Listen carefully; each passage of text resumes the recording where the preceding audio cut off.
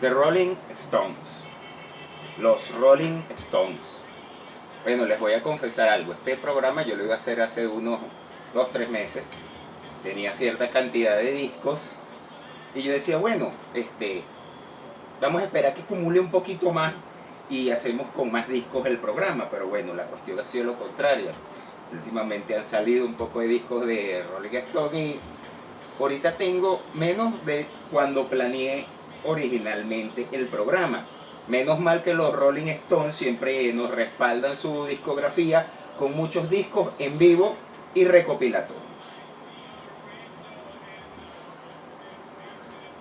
Aquí tenemos el reloj de Rolling Stone, franela de Rolling Stone. El aguante ha sido la marca de fábrica de los Rolling Stones. Son originarios de Londres y se juntan en 1962.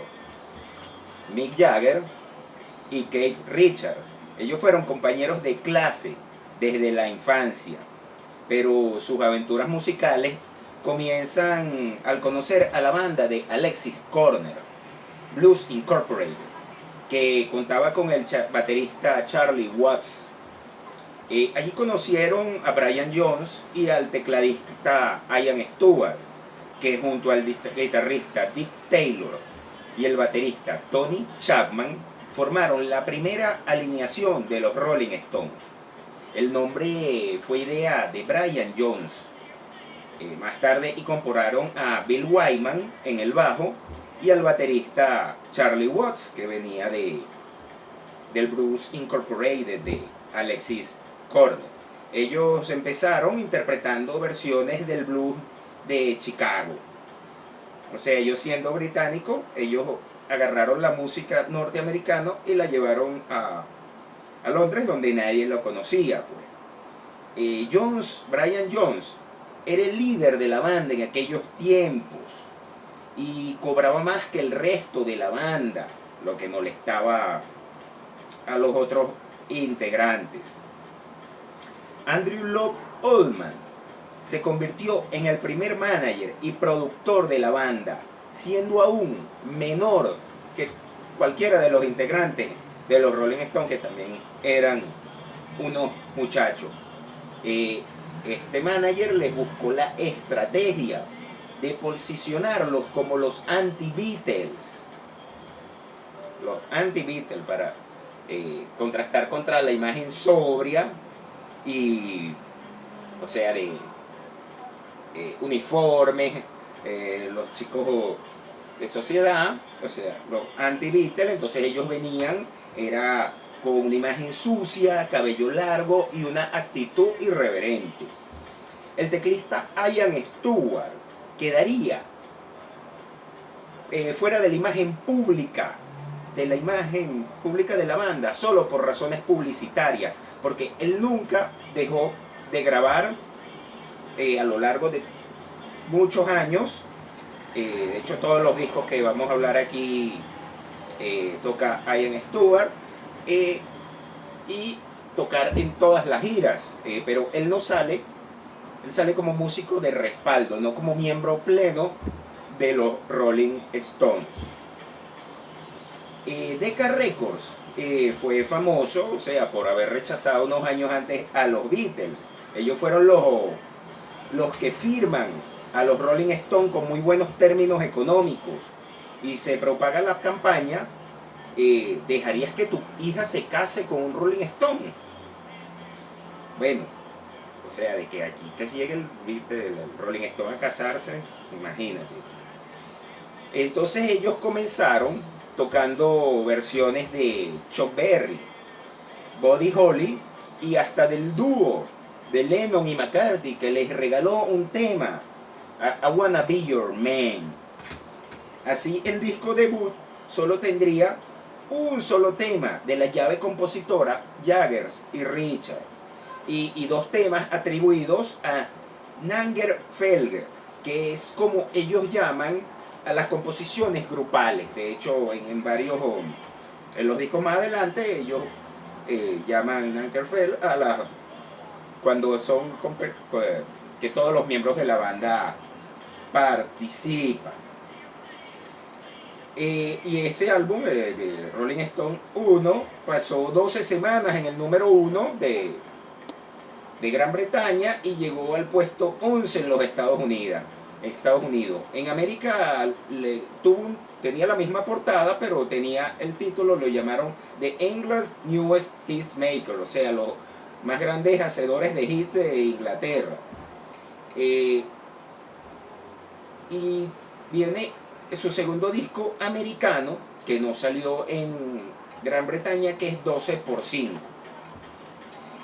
En 1964 ellos editan Rolling Stone 2 en Gran Bretaña, pues con la misma portada del 12 por 5 americano, y fue un disco que compartió el primer lugar con The Beatles for Sale, porque el lanzamiento, o sea, aunque este se copia la portada del otro, 12 por 5 no es el lanzamiento americano de de Rolling Stone 2, sino que es uno que se llama Rolling Stone Now.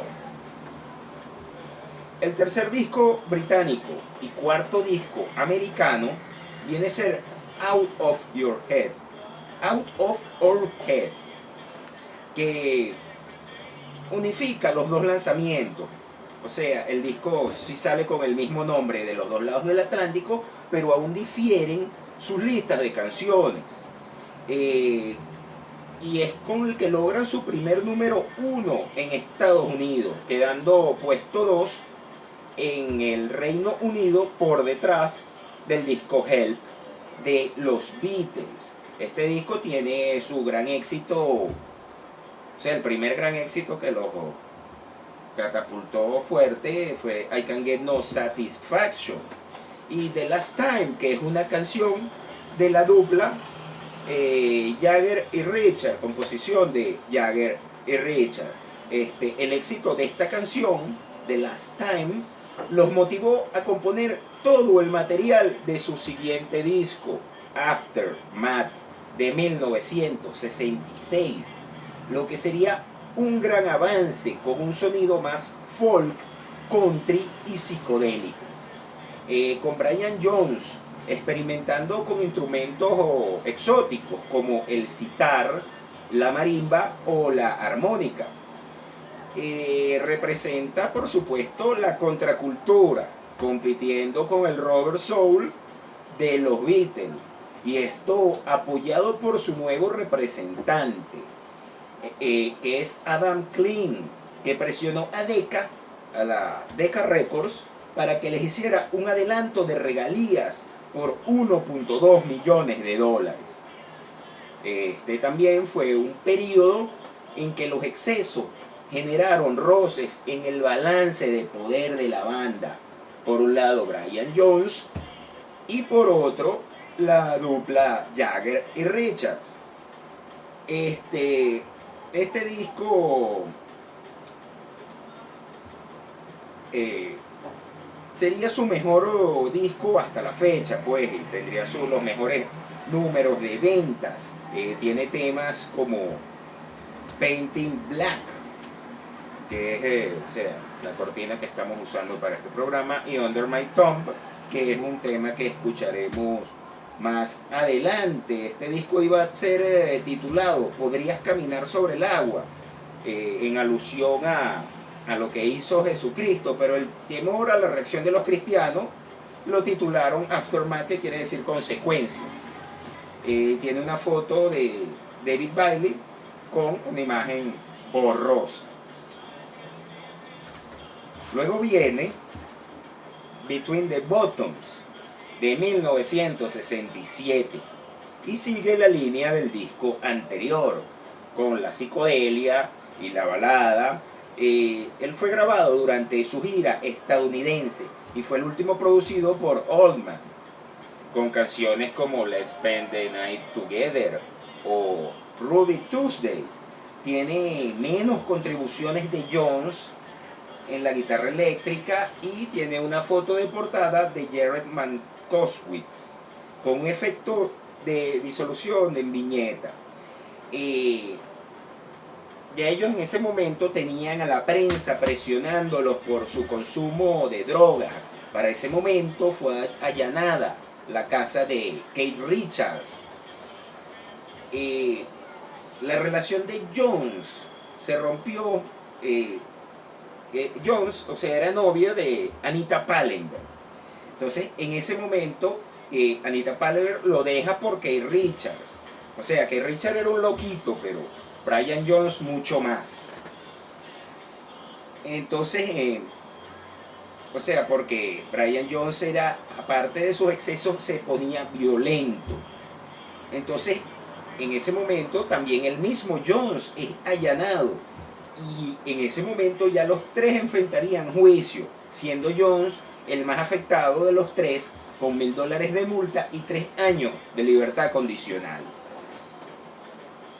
Luego de la salida del disco recopilatorio Flowers, que es orientado al público estadounidense y muy criticado, viene Sus Majestades Satánicas, Their Satanic Majestic Request, que es el primer disco con la misma lista de canciones en sus dos versiones. Un disco excesivamente psicodélico, producido por ellos mismos por primera vez, y fue grabado durante todos estos problemas que ellos tuvieron con la ley, por eso tuvo varios retrasos. O sea, la razón por la que ellos grabaron ellos mismos el disco fue porque los productores no lo soportaban. Entonces, aparte, entonces ellos como tenían el control del estudio, cada vez que se ponía la sesión de grabación, lo que llegaban era un pocotón de invitados indeseables, que no eran parte de la grabación en sí. Lo que lo hicieron como una fiesta, entonces, o sea, la calidad por supuesto bajó y el tiempo de producción se expandió. Ellos, bueno, usaron, pero sobre todo Brian Jones, que es el que experimentaba con los instrumentos, usó el melotron, el temerín, aparte de arreglos de cuerdas que fueron hechos por el futuro bajista de Led Zeppelin, John Paul Jones. Para ese momento ellos estaban haciendo giras y bueno, en Sudáfrica y en Filipinas el disco fue lanzado como de Stone and Rolling, porque a ellos no les gustó, censuraron el título, sus majestades satánicas. Y se criticó la manera como trataron de emular en este disco al Sargento Pimienta de los Beatles. Sin embargo, en este disco destaca la canción She's a Rainbow y In Another Land, que es la primera canción escrita y cantada por el bajista Bill Wyman. Ahora vamos con un poco de